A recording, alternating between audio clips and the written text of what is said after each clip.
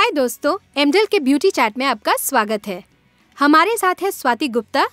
ये body craft की creative director हैं। हम उनसे त्वचा और बालों के बारे में बहुत कुछ जानेंगे।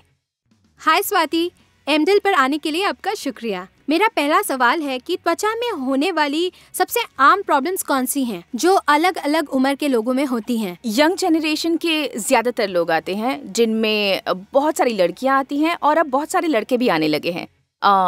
सबसे ज़्यादा आम इशू है एक्ने, और ये बहुत ही ज़्यादा गंभीर एक्ने इशू भी हो सकता है। जब आपको दिखेंगे एक्ने के बहुत बड़े लम्स, हम ये कम उम्र के लोगों में बहुत ज़्यादा देखते हैं और ये शुरू होता है आमतौर पर ऑलमोस्ट 14 या 15 साल से, और ये आजकल 25 से 28 तक की उम्र में भी देखा जा रहा है।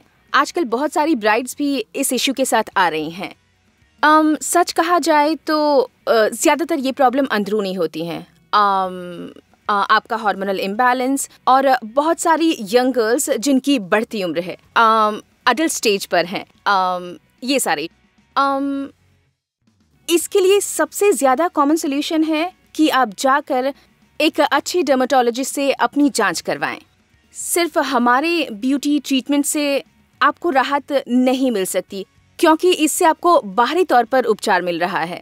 आपको अंदरूनी उपचार की ज़रूरत है, नहीं तो ये आपको बार बार हो सकता है। तो अगर हमारे ट्रीटमेंट से आपको राहत मिलती है तो ये तो सिर्फ एक टेम्पररी उपचार है, पर अगर आपको अंदर से कोई इम्बैलेंस है तो ये वापस आ सकते हैं, शायद बहुत जल्दी। तो हम इन प्रॉब्लम्स में हमेशा एक डर्मेटोलॉजिस्ट की मदद लेते हैं ताकि आपको उपचार मिल सके।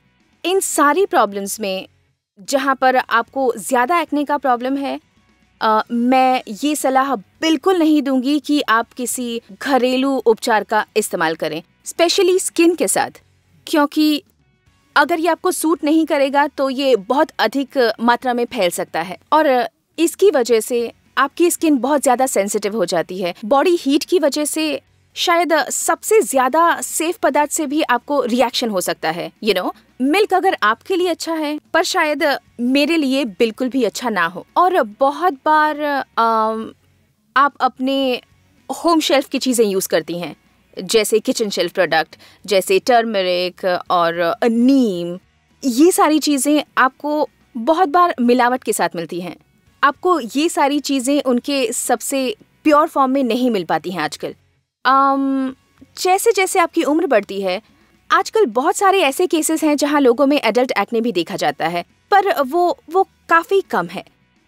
पर जैसे जैसे आप 35 से 45 की उम्र में बढ़ते हैं, आप बढ़ती उम्र के सबसे पहले साइन को देखते हैं। तो जैसे कि एज स्पॉट्स, फाइन लाइंस या आंखों के नीचे झुर्रियाँ, ये सारी कॉमन प्रॉब्लम्स हैं।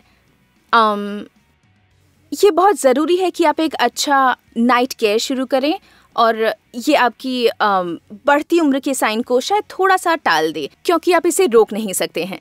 और कई तरह के फेशियल हैं जो आप करवा सकते हैं, कुछ ऐसे तरीके जो आप नॉर्मली नहीं करवाते हैं।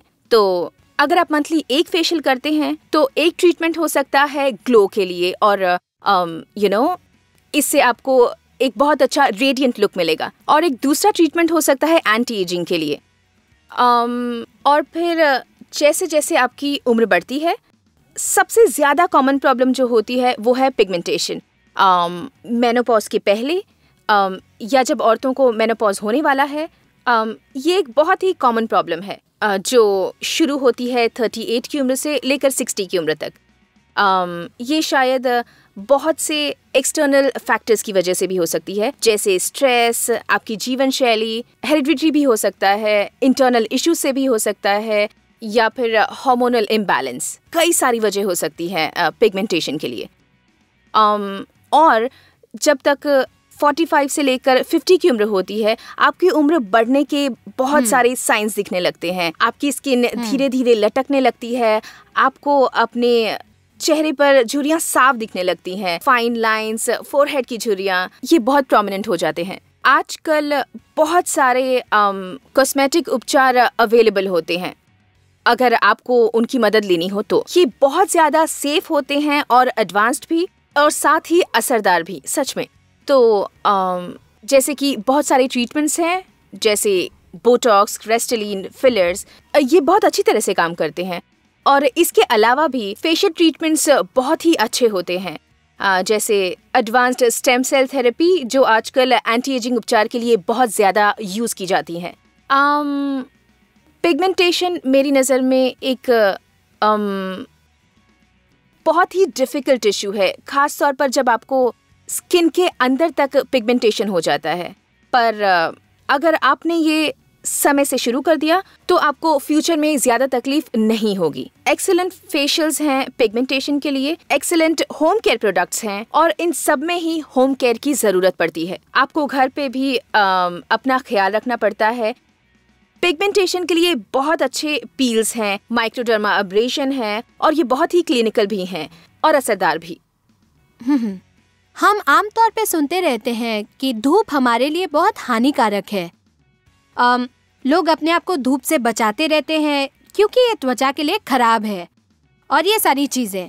पर वहीं दूसरी तरफ हमारे देश के लोगों में विटामिन डी की कमी पाई जाती है क्योंकि हमें ज़्यादा धूप नहीं मिल पाती। तो क्या धूप हमारी त्वचा के लिए सचमुच बहुत खराब है जितना कि लोग कहते हैं? मुझे कभी कभी कंज्यूमर्स के लिए बहुत बुरा लगता है, क्योंकि आपको एक विज्ञापन कहता है कि धूप से दूर रहें। बहुत सारी ऐसी हीरोइंस हैं जो अपने आप को कवर करके रखती हैं, और न्यूज़पेपर में भी हम काफ़ी पढ़ते रहते हैं कि लोगों में आजकल विटामिन डी की कमी पाई जाती है। मुझे लगता है कि सब कुछ सीमित रूप से होना चाहिए। कहा जाता है कि सुबह की धूप बहुत ही धूप आपके लिए बहुत अच्छी होती है।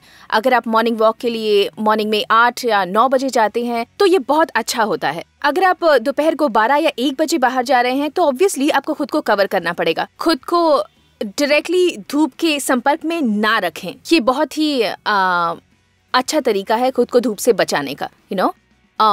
अगर आप एक्सरसाइज वगैरह कर रहे हैं तो अगर वहाँ धूप है तो वो आपको हानि नहीं पहुंचाएगी। और जहाँ तक धूप से बचने का सवाल है, सच कहूँ तो सबसे अच्छा तरीका है खुद को ढक लेना। अगर आपके हाथ काले पड़ते हैं तो सबसे अच्छा ऑप्शन है फुल स्लीव्स पहनना। एक छाता ले लीजिए या तो हैट ले लीजिए। आपको सनब्लॉक और SPF का इस्तेमाल करना ही चाहिए, पर वो पूरी तरह औपचारिक नहीं है। वो उसे रोक नहीं सकते टैन को, उसे कम कर सकते हैं एक हद तक, पर वो उसे पूरी तरह रोक नहीं सकते। तो स्वाति, आपने बात की नाइट क्रीम्स की। अब नाइट क्रीम्स का क्या महत्व होता है और क्या नाइट क्रीम्स में SPF होना चाहिए? क्या वो आपको गोरा बना सकते हैं? क्योंकि बहुत सारी नाइट क्रीम्स ऐसा दावा करते हैं। क्या है एक नाइट क्रीम का काम? एक नाइट क्रीम बहुत सारे कारणों से इस्तेमाल की जाती है। तो ऐसी नाइट क्रीम जो एंटी पिगमेंटेशन में इस्तेमाल होती है, पर ऐसा नहीं है कि SPF और एंटी पिगमेंटेशन में कोई समानता है। SPF है सन प्रोटेक्शन फैक्टर, जो आपको कुछ हद तक धूप से बचाता है, पर वो आपकी पिगमेंटेशन प्रॉब्लम के लिए कोई सोल्यूशन नहीं है।